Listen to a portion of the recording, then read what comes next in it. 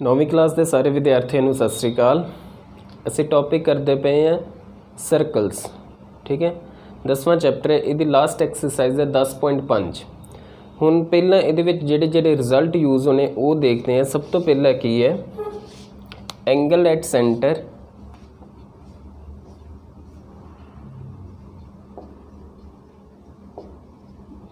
Subtended bye any arc or chord is twice the angle subtended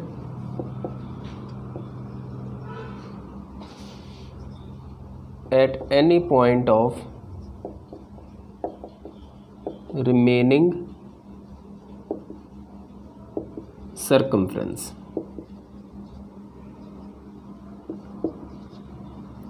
ठीक है, देखो जिस तरह कोई सर्कल है साडे को, उहदा सेंटर केंद्र जिहड़ा है उन्होंने असीं मान लिया ओ।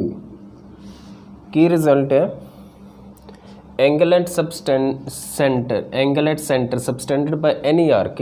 आर्क मतलब चाप, किसी भी चाप द्वारा केंद्र ते जो कोण बनाया जाता, मान लो ए बी चाप है, केंद्र ते जिहड़ा भी कोण बनाएगी। ठीक है, केड़ा कोण हो गया साडे को ए ओ बी इस ट्वाइस का मतलब दो गुना किहदे नालों angle subtended by same arc at any point of remaining circumference. A B arc जो केंद्र ते कोण बना रही है ये दुगना है। कितों दुगना है? यही आर्क बाकी सरकमफ्रेंस से जिथे भी आर्क बनाएगी कोण बनाएगी। मतलब ए मान लो पॉइंट पी है, इसका मतलब एंगल ए ओ बी जिहड़ा है वो ए पी बी नालों की होएगा दुगना। ठीक है, ए बी आर्क जिन्ना कह लो कि जिन्ना एंगल चक्कर दे घेरे ते बना रही है केंद्र ते उहदे नालों दुगना बनाएगी। ठीक है, इहदा जिहड़ा प्रूफ है असी की करते हैं ए ओ नूं मिला के इनू अगे वधा दो। ठीक है, मान लो यह पॉइंट आ गया साडे को क्यू। हुण इन्हों नंबरिंग करो, एंगल 1 ए2 हो गया, ए3, फिर ए4 5 ते 6। ठीक है, ए4 4 ए5 ते 6। हुण देखो यह जिहड़ा ट्रायंगल है तो मैं प्रूफ दसन लगा, बाद च इहदे नाल दा क्वेश्चन भी करांगे। ए ओ पी इहदे विच असीं एक्सटीरियर एंगल प्रॉपर्टी लाउणी है। की हुंदी है? जिहड़ा एक्सटीरियर एंगल वो इंटीरियर दोवां दे जोड़ के बराबर होंदा। मतलब एंगल 3 जिहड़ा है वो किहदे इक्वल आएगा? एंगल 1 प्लस एंगल 2 दे। हुण 1 ते 2 बराबर है। 1 ते 2 क्यों बराबर है? क्योंकि यह जिहड़ी है ओ पी ते ओ ए बराबर है। ये की हो गया सर्कल का रेडियस, तो रेडियस इसका मतलब पी ओ ए की है साडे को आइसोसलेस ट्रायंगल। इसका मतलब 1 ते 2 बराबर होंगे, इन्होंने दोनों एक्स कह लेना असी। ठीक है, 1 भी एक्स 2 भी एक्स। इसका मतलब 3 कितना हो गया? X plus x that is 2x। ठीक है, फिर उस तरह ही O P G O B दे भी बराबर है, ये भी रेडियस है, तो यह भी ट्रायंगल आइसोसलेस हो जाएगा। सम 2 पुजे 3 पुजे तो 4 कि इक्वल हो जाएगा 5 दे। इन्हों असी कहता y। ठीक है, हुण इहदे विच भी एक्सटीरियर एंगल प्रॉपर्टी लगी, यानी कि 6 इक्वल आ गया 4 plus 5। Angle 6 is equal to angle 4 plus angle 5, यानी कि 6 हो गया। हुण 4 भी y तो 5 भी y, तो एंगल 6 आ गया साडे को y plus y that is 2y। ठीक है, हुण इन्हां दोवां नूं प्लस करना, एंगल 3 प्लस एंगल 6। एंगल 3 कितना है साडे को? 3 आया साडे को 2x, तो 6 आया साडे को 2y। तो एंगल 3 प्लस 6 है सारा एंगल, यानी कि angle A O B. Angle A O B is equal to इधरों तुसी 2 कॉमन ले लो, यानी कि x plus Y.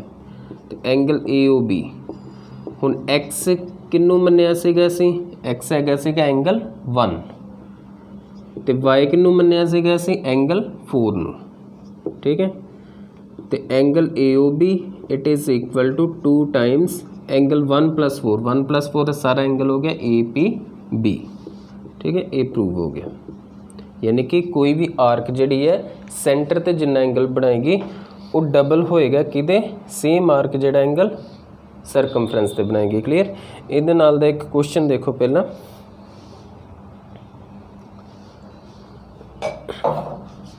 Question number first जिहड़ा डायग्राम बनी है साडे को,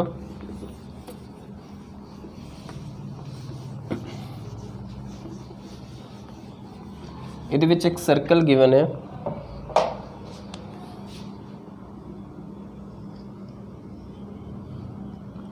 ओ पॉइंट है,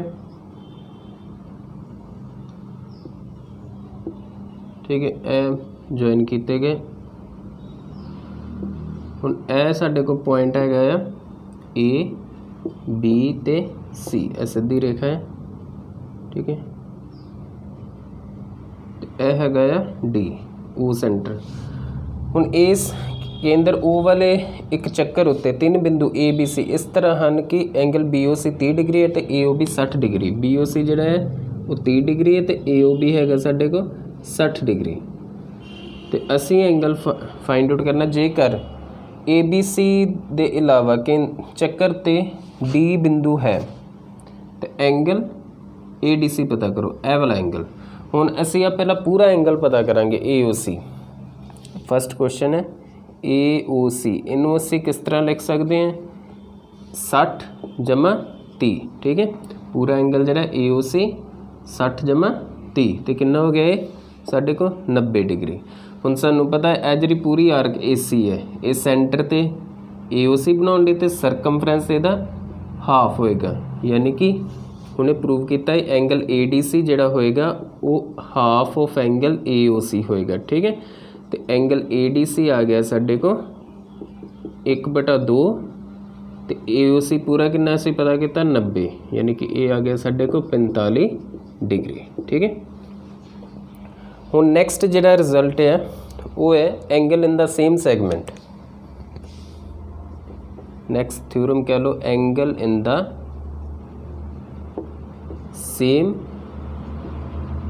सैगमेंट, मतलब सैगमेंट मतलब चक्करखंड, एक ही चक्करखंड विच किसी चाप द्वारा बनाए गए कोण। इस तरह चक्कर है साढ़े को, ओ इहदा सेंटर है, चाप है साढ़े को ए बी। हुण ए बी एक एंगल ए बनाउंदा ए सी बी तो एक एंगल ए बनाउंदा ए डी बी। ये दोवें एंगल जिहड़े है ए सी बी ये भी ए बी आर्क ने बनाए तो ए डी बी भी ए बी आर्क ने बनाया, तो ये दोवें एंगल की होणगे बराबर होणगे, ठीक है। सेम सैगमेंट, क्योंकि जे ए बी साढ़े को देखो जीवा एक सैगमेंट आ लघु चक्करखंड एक दीर्घ चक्करखंड, ये दोवें एंगल इक्को चक्करखंड में लघु चक्करखंड में बनन दे, ठीक है, मेजर सैगमेंट में। इहदा प्रूफ भी यही है, सीधा ही देखो जे मैं इनू मिला दा हुण ए बी जिहड़ी आर्क है वो सेंटर ते एंगल बनाउण दे ए ओ बी, इहदा मतलब ए ओ बी जिहड़ा एंगल है वो ए सी बी दे 2 टाइम्स होएगा, तो ए ओ बी फिर ए डी बी दे भी 2 टाइम्स होएगा। क्यों? हुणे यही रिजल्ट किया है कि कोई चाप सेंटर ते जिन्ना एंगल बनाउंदी वो दुगना हुंदा सरकमफ्रेंस ते जिन्ना बनाया। हुण ए बी आर्क सेंटर ते ए ओ बी बनाउण लई ते सरकमफ्रेंस ते ए सी बी, इहदा मतलब ए ओ बी जिहड़ा है ए सी बी तो दुगना होएगा 2 टाइम्स। उस तरह ए बी आर्क जिहड़ी सेंटर ते ए ओ बी ते सरकमफ्रेंस ते ए डी बी, तो मतलब ए ओ बी फिर ए डी बी दे भी दुगना हो गया, यानी कि 2 times A C B it is equal to 2 times A D B, क्योंकि ए दो इक्वेशनां दे साडे को लैफ्ट साइड बराबर राइट साइड भी बराबर, तो 2 ना 2 cancel, A C B is equal to A D B, यानी कि ये दोवें एंगल बराबर। इनू कहते angles in the same segment. इहदे नाल दा एक क्वेश्चन करते हैं असीं, क्वेश्चन नंबर 4, चौथा प्रश्न है,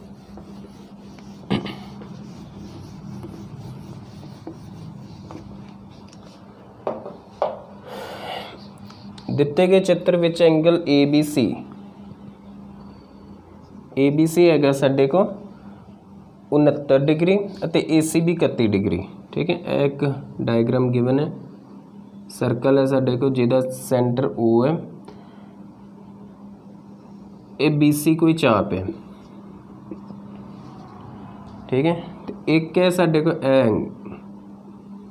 ए बी सी, ए वाला एंगल ए पॉइंट है ए बी सी, ये हैगा साडे को 69 डिग्री पूरा।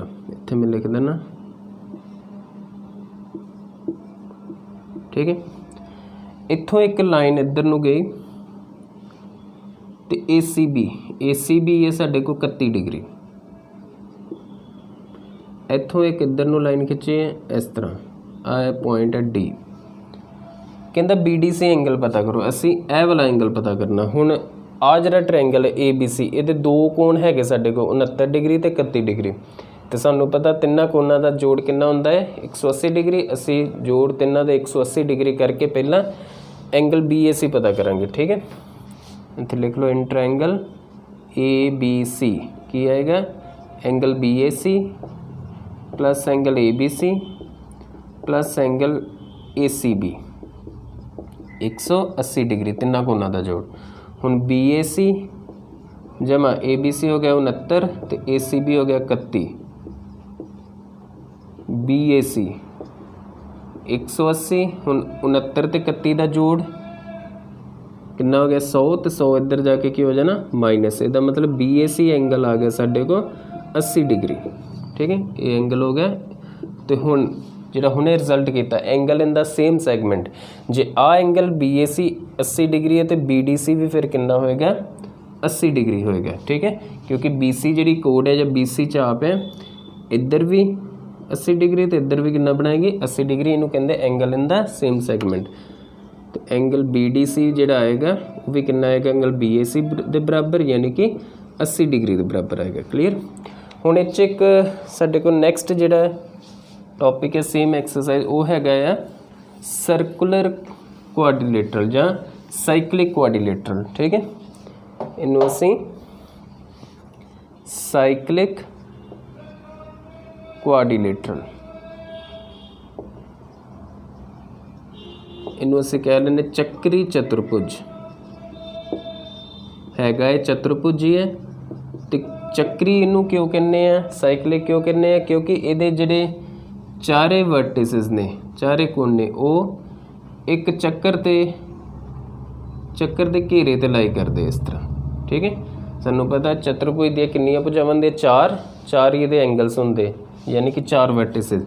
जे चारे वर्टिसेस चक्कर ते घेरे दे उत्ते होण ते उन्होंने असी चक्री चतुर्भुज कहने, यानी कि साइक्लिक क्वाड्रिलेटर। ये एक प्रॉपर्टी होंदी है जिहड़े सामने वाले कोण है उन्हां दा जोड़ 180 डिग्री हुंदा। एंगल ए जमा एंगल सी कितना आएगा 180 डिग्री। तो उस तरह एंगल बी जमा एंगल डी ये भी 180 डिग्री, ठीक है। सामने वाले कोणों का जोड़ 180। क्यों देखो, यदा भी रीजन देखो। मान लो आए साडे को केंद्र है ओ, ठीक है।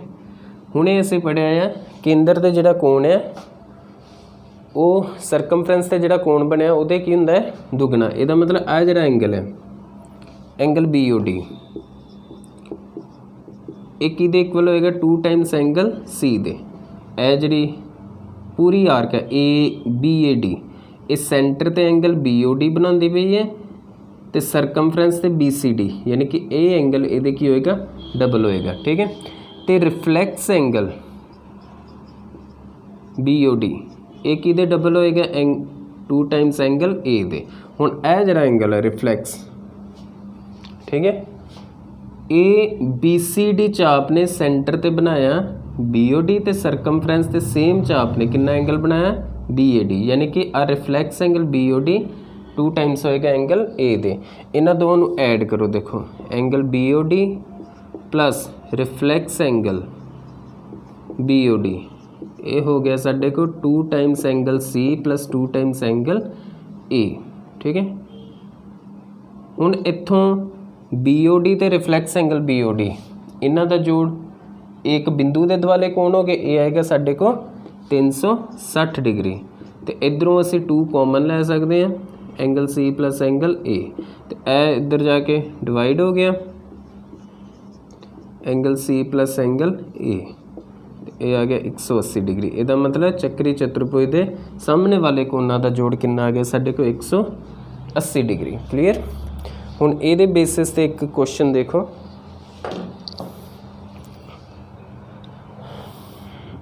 बहुत ही आसान क्वेश्चन है। एक साडे को प्रश्न है तुहाडा, सिद्ध करो कि चक्री समांतर चतुर्भुज एक आयत है। साडे को एक चक्री चतुर्भुज जिहड़ी कि समांतर चतुर्भुज है उन्होंने असीं आयत प्रूव करना उन्होंने असीं, ठीक है। इहदे विच एक साडे को समांतर चतुर्भुज है ABCD। हुण क्योंकि समांतर है सामने वाली भुजावां समांतर होणगियां ते बराबर होणगियां। क्लीयर। असीं की प्रूव करना है, जिहड़ा समांतर चतुर्भुज है इनू की प्रूव करना आयत। ये क्वेश्चन प्रश्न नंबर 12वां आया तुहाडा। देखो क्योंकि ये समांतर चतुर्भुज है तो सामने वाले कोणों का जोड़ कितना होएगा, फिर समांतर चतुर्भुज सामने वाले कोण की होंगे बराबर। सानू पता है समांतर चतुर्भुज के सामने वाले कोण की होंगे ने बराबर होंगे ने। एंगल A बराबर होएगा angle C they and angle B के दे बराबर होएगा एंगल D दे, ठीक है। तो क्योंकि एक चक्री भी है साइक्लिक भी है, क्योंकि सारे वर्टिसेस सर्कल तो यदा मतलब सामने वाले एंगल्स का जोड़ फिर 180 डिग्री होएगा, ठीक है। यानी कि A प्लस एंगल C ये भी 180 डिग्री होना है, तो B प्लस एंगल D ये भी कितना होना 180 डिग्री, ठीक है। हुण A तो C दोवें बराबर, इन्हों X मान लो दोवां, तो B तो D Y मान लेना से। A तो C बराबर है, दोवां X मान लिया, मतलब A भी X C भी X, तो B तो D Y। हुण A plus C is equal to 180, यानी कि X plus X is equal to 180, तो इधर की आ जाएगा Y plus Y is equal to 180। इत्थों 2x इज इक्वल टू 180, तो x की वैल्यू आ जानी साढ़े को 90, तो इधरों 2y इज इक्वल टू 180, तो y की वैल्यू आ गई 90। इसका मतलब x 90, यानी कि A तो C दोवें एंगल्स किन्ने हो जाने 90 डिग्री दे, तो B तो D ये दोवें एंगल किन्ने हो जाने, ये भी 90 डिग्री। यानी कि आ जिहड़ा समांतर चतुर्भुज सानू गिवन सीगा इहदे सारे कोण 90 डिग्री दे हो गए। जे सारे कोण 90 डिग्री दे हो गए तो ये फिर की बन गई एक आयत बन गई। क्लीयर। ये सीगी तुहाडी अभ्यास 10.5। धन्नवाद सारिਆਂ ਦਾ।